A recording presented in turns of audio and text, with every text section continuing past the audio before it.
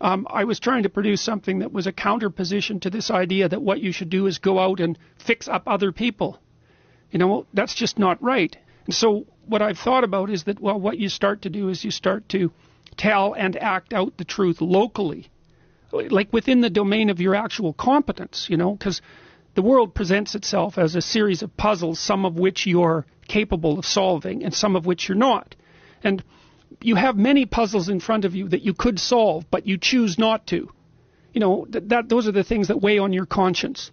It's like, you know, well, I should really do this, but you don't.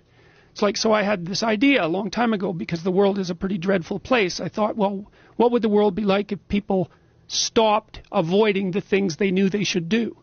You know, because the question is, how much are we contributing to the fact that life is an existential catastrophe and a tragedy? How much is our own corruption contributing to that? That's a really worthwhile question.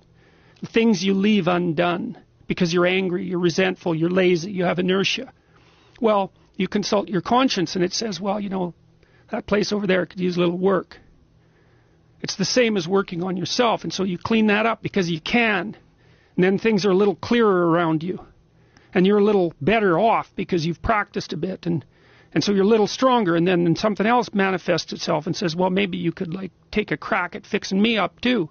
So you decide to do that, and then that gets a little bit more pristine. You know, and soon, and it's humble because you're not exceeding your domain of competence. You know, it's like, don't be fixing up the economy, 18-year-olds. You don't know anything about the economy.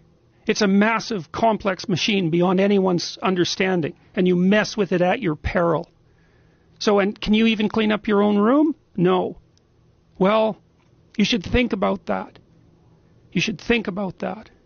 Because if you can't even clean up your own room, who the hell are you to give advice to the world?